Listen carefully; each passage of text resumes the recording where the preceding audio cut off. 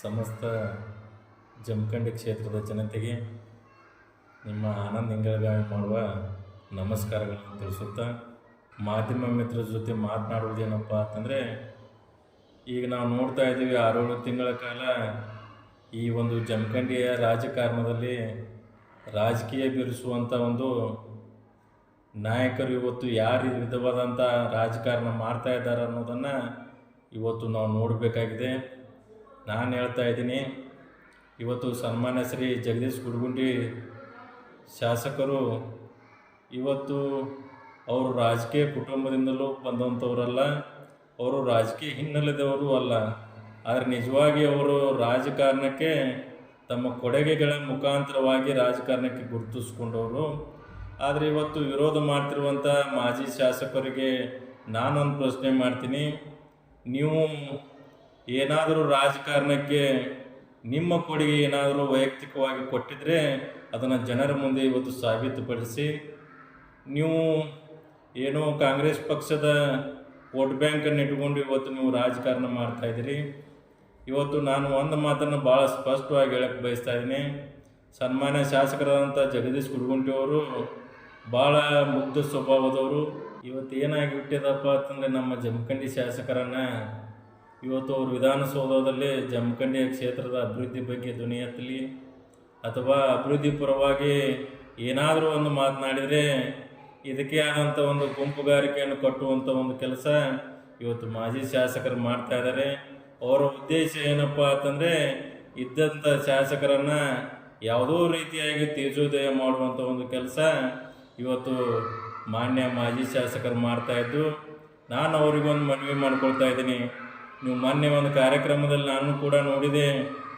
ಯಾಕಂದರೆ ಆ ಒಂದು ಕವಾಲಿ ಕಾರ್ಯಕ್ರಮದಲ್ಲಿ ನೀವು ಒಂದು ಮಾತು ಹೇಳಿದ್ರಿ, ಆ ಭಗವಂತನನ್ನೇ ಕವಾಲಿ ಮುಖಾಂತರ ಇಲ್ಲಿ ಭಗವಂತನನ್ನೇ ನೋಡ್ಬೋದು ಅಂತ ಒಂದು ಮಾತನ್ನು ಹೇಳಿದ್ರಿ.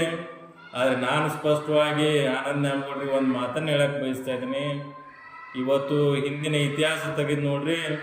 ಇವತ್ತು ಶಿಸ್ನಾಳ ಶರೀಫ್ ಅಜ್ಜನ್ನು ಹಿಡ್ಕೊಂಡು ಯಾರೇ ಸಂತರಾದರೂ ಕೂಡ ಕೀರ್ತನೆ ಮತ್ತು ಭಜನೆ ಮುಖಾಂತರನೇ ದೇವರನ್ನು ಕಂಡಿದ್ದಾರೆ ಹೊರತು ನಿಮ್ಮ ಈ ಕವಾಲಿ ಮುಖಾಂತರ ಯಾವತ್ತೂ ಕೂಡ ದೇವರನ್ನು ಕಾಣುವಂಥ ಕೆಲಸ ಆಗಿಲ್ಲ. ಅಂಥ ಕೆಲಸ ಏನಾದರೂ ಆಗಬೇಕಾದ್ರೆ ಅದು ನಿಮ್ಮ ಪ್ರಯತ್ನದಿಂದಲೇ ಆಗಬೇಕು ಅನ್ನೋದನ್ನು ಕೂಡ ನಾನಿಲ್ಲಿ ಭಾಳ ಸ್ಪಷ್ಟವಾಗಿ ಹೇಳಕ್ಕೆ ಬಯಸ್ತಾ ಇದ್ದೀನಿ. ರಾಜಕಾರಣ ಅನ್ನೋದು ಇದು ನೇರ ರಾಜಕಾರಣ ಆಗಿರಬೇಕು ಹೊರತು ಯಾವುದೋ ಗುಂಪುಗಾರಿಕೆ ಕಟ್ಟಿ ಒಂದು ಸಮುದಾಯಗಳ ನಡುವೆ ಒಡಕನ್ನು ಉಂಟು ಮಾಡುವಂಥ ಒಂದು ಕೆಲಸ ಇವತ್ತು ಮಾಜಿ ಶಾಸಕರು ನೀವು ಮಾಡ್ತಾ ಇದ್ದೀರಿ. ನಿಮಗೆ ನಾವು ಒಂದು ಮನವಿ ಮಾಡ್ಕೊಳ್ತಾ ಇದ್ದೀನಿ, ಅಭಿವೃದ್ಧಿ ವಿಚಾರದಲ್ಲಿ ಯಾವತ್ತಿಗೂ ಕೂಡ ತಾರತಮ್ಯ ಮಾಡದೆ ಇವತ್ತು ನಿಮ್ಮದೇ ಸರ್ಕಾರ ಇದೆ.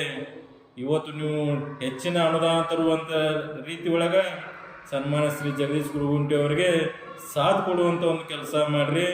ಅದನ್ನು ಬಿಟ್ಟು ಅವರನ್ನು ತೇಜೋದಯ ಮಾಡುವಂಥ ಒಂದು ಕೆಲಸ ಮಾಡಿ ನಿಮ್ಮನ್ನು ಕೂಡ ಒಂದು ಸಣ್ಣತನದ ವಿಚಾರಕ್ಕೆ ಒಯ್ಯುವಂಥ ಒಂದು ಕೆಲಸ ನೀವು ಮಾಡ್ತಾಯಿದ್ದೀರಿ. ದಯಮಾಡಿ ಜಮಖಂಡಿ ಕ್ಷೇತ್ರದ ಅಭಿವೃದ್ಧಿ ಹತ್ತಿರ ಇವತ್ತು ನಾವು ಕೂಡ ನಿಮ್ಮ ಜೊತೆ ಎಲ್ಲರೂ ಒಟ್ಟಾಗಿ ಜಮಖಂಡಿ ಅಭಿವೃದ್ಧಿಗೆ ನಾವು ಶ್ರಮಿಸೋಣ. ಯಾಕಂದರೆ ಜಮಖಂಡಿಯಪ್ಪ ಅಂತಂದರೆ ಪಟವರ್ಧನ್ ರಾಜರ ಆಡಳಿತ ಹೊಂದಿದಂಥ ಒಂದು ನಗರ. ವಿಶೇಷವಾಗಿ ಆ ಶ್ರೀರಾಮನೇ ನಡೆದು ಹೋದಂಥ ಈ ಒಂದು ನಗರದಲ್ಲಿ ಯಾವತ್ತಿಗೂ ಕೂಡ ಈ ಕವಾಲಿ ಅಂತದಕ್ಕೆ ಸ್ಥಳ ಇಲ್ಲೇ ಇಲ್ಲ. ಇಲ್ಲಿ ಏನಾದರೂ ಜಮಖಂಡಿ ನಗರದಲ್ಲಿದ್ದರೆ ಅದು ಕೀರ್ತನೆ ಭಜನೆಗೆ ಮಾತ್ರ ಜಾಗ ಇದೆ ಅನ್ನೋದನ್ನು ಭಾಳ ಸ್ಪಷ್ಟವಾಗಿ ನಾನು ಇಲ್ಲಿ ಹೇಳಕ್ಕೆ ಬಯಸ್ತಾ ಇದ್ದೀನಿ. ಇದೇ ರೀತಿ ನೀವು ಏನಾದರೂ ಅನ್ಯ ಕೋಮಿನವರ ಜೊತೆ, ಒಂದು ಧರ್ಮದ ಜೊತೆ, ಜಾತಿನ ಜೊತೆ ನೀವೇನಾದರೂ ಒಡಕು ಬೀರುವಂಥ ಒಂದು ಕೆಲಸ ಮಾಡಿದರೆ ಇವತ್ತು ನಾವು ವಿರೋಧವನ್ನು ನೇರವಾಗಿ ಖಂಡಿಸ್ತೀವಿ.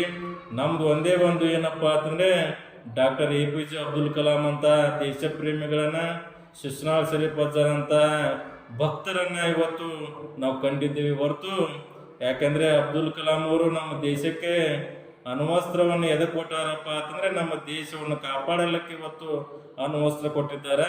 ಆದರೆ ಈಗಿನ ಪರಿಸ್ಥಿತಿ ಹೇಗಾಗಿದೆಯಪ್ಪ ಅಂತಂದರೆ, ನಮ್ಮ ದೇಶದ ಅನ್ನ, ನಮ್ಮ ದೇಶದ ನೀರನ್ನು ಕುಡಿದು ಇವತ್ತು ನಮ್ಮ ದೇಶಕ್ಕೆ ಬಾಂಬ್ ಇಡುವಂತ ವ್ಯವಸ್ಥೆ ಇವತ್ತು ಬೆಳೆದು ಬಂದಿದ್ದಾರೆ. ಅಂಥವ್ರನ್ನ ಖಡಾಖಂಡಿತವಾಗಿ ವಿರೋಧಿಸುವಂತ ಒಂದು ಕೆಲಸ ನಾವು ಮಾಡೇ ಮಾಡ್ತೀವಿ.